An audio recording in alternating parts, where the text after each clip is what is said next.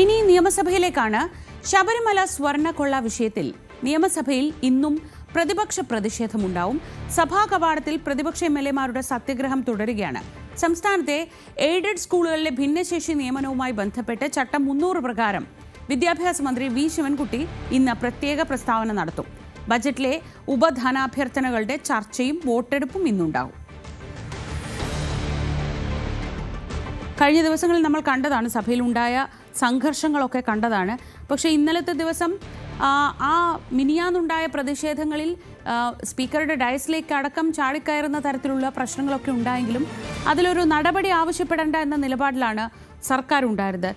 ഇന്നലെ നമ്മൾ സഭയിൽ കണ്ടത് പ്രതിപക്ഷത്തെ ആക്രമിക്കുന്ന ഭരണപക്ഷത്തെയാണ് കണ്ടത്. സാധാരണ പ്രതിപക്ഷ നേതാക്കളാണ് പോസ്റ്ററും പ്ലക്കാർഡും ബാനറും ഒക്കെയായി സഭയിലേക്ക് വരുന്നതെങ്കിൽ ഇന്നലെ ഭരണപക്ഷ എംഎൽഎമാരുടെ മുഴുവൻ കയ്യിൽ സോണിയാഗാന്ധിയും ഉണ്ണികൃഷ്ണൻ പോറ്റിയും ചേർന്നുള്ള ഒരു പടം പ്രിന്റ് ചെയ്ത പോസ്റ്റേഴ്സ് ആയിരുന്നു എല്ലാവരുടെയും കയ്യിലുണ്ടായിരുന്നത്. അതുയർത്തി ഭരണപക്ഷത്തു നിന്നാണ് ഇന്നലെ എംഎൽഎമാരുടെ ഭാഗത്തു നിന്ന് വലിയ പ്രതിഷേധമുണ്ടായിരുന്നത്. ഇന്ന് സഭയിൽ എന്താണ് ഉണ്ടാവുക എന്നതാണ് നമുക്ക് അറിയേണ്ടത്.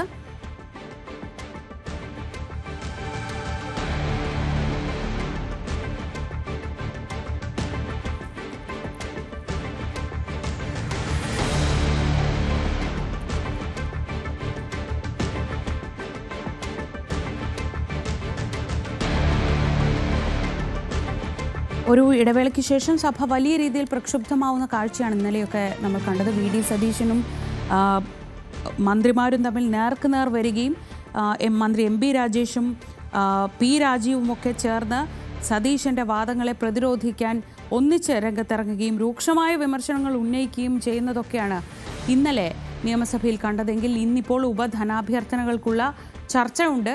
ആ സാഹചര്യത്തിൽ എങ്ങനെയായിരിക്കും സഭയിൽ എന്തൊക്കെയാണ് സംഭവിക്കുക? സാരംഗ് സുധാകരൻ വിവരങ്ങളുമായി. സാരംഗ്, കഴിഞ്ഞ 2 ദിവസവും സഭ വലിയ രീതിയിൽ പ്രക്ഷുബ്ധമായിരുന്നു. ഇന്നിപ്പോൾ സമാനമായ സാഹചര്യങ്ങളൊക്കെ തന്നെ നിലനിൽക്കുന്നു. ഇതിനിടയിൽ ഒരു പ്രധാനപ്പെട്ട കാര്യം, ഈ ഭിന്നശേഷി നിയമനവുമായി ബന്ധപ്പെട്ട് വിദ്യാഭ്യാസ മന്ത്രിയുടെ പ്രസ്താവന, അതുകൂടി എല്ലാവരും കാത്തിരിക്കുകയാണ്. പ്രത്യേകിച്ച് അതൊരു വലിയ തെരഞ്ഞെടുപ്പ് വിഷയമായിരിക്കെ. തീർച്ചയായും ശ്രീജ, കാരണം ഈ ഒരു ഭിന്നശേഷി നിയമനവുമായി ബന്ധപ്പെട്ട ഒരു പ്രസ്താവന വളരെ നിർണായകമാണ്. കാരണം ഈ ഒരു NSSന് അനുകൂലമായ വിധി മറ്റ് മാനേജ്മെന്റുകൾക്കും കൂടി ബാധകമാക്കണം എന്നൊരു ആവശ്യം കുറെ നാളുകളായി നിലനിൽക്കുന്നുണ്ട്. അതുമായി ബന്ധപ്പെട്ട നിയമ നടപടികളിലേക്കടക്കം സർക്കാർ കടക്കുന്നു എന്നായിരുന്നു സൂചന. ഇത്തരത്തിലുള്ള ഒരു വിഷയം അത് വീണ്ടും സഭാ നേതൃത്വം ഈ ഒരു ഇലക്ഷൻ മുന്നോടിയായി വീണ്ടും പ്രസ്താവനകളിലൂടെ പുറത്തു വന്നിരുന്നു.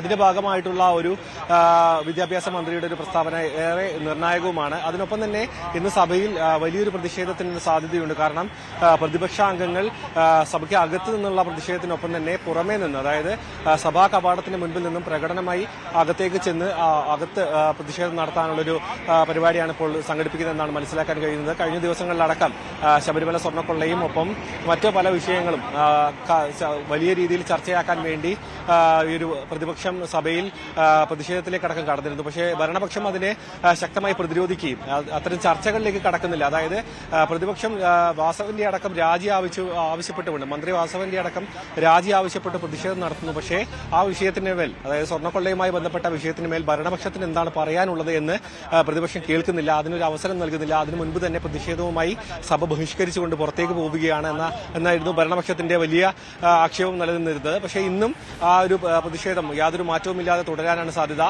പുറത്തേക്കടക്കം, അതായത് സഭാ കവാടത്തിൽ നിന്നും അകത്തേക്ക് കയറിക്കൊണ്ട് പ്രതിഷേധം നടത്താനാണ് ഇപ്പോൾ പ്രതിപക്ഷത്തിന്റെ തീരുമാനം അറിയിച്ചിട്ടുള്ളത്. അതിനൊപ്പം തന്നെ ഈ ഒരു ധനാഭ്യർത്ഥനയുമായി ബന്ധപ്പെട്ട നടപടികളും ഇന്ന് സഭയിൽ ഉണ്ടാകും. അതിനൊപ്പം തന്നെയാണ് നേരത്തെ സൂചിപ്പിച്ച പോലെ തന്നെ ഈ ഒരു ഭിന്നശേഷി നിയമനവുമായി ബന്ധപ്പെട്ട വിദ്യാഭ്യാസ മന്ത്രിയുടെ പ്രസ്താവനയടക്കം ഇന്ന് സഭയിൽ ഉണ്ടാകും. ശ്രീജ, സാരംഗ് സുധാകരനാണ് വിവരങ്ങൾ നൽകിയത്.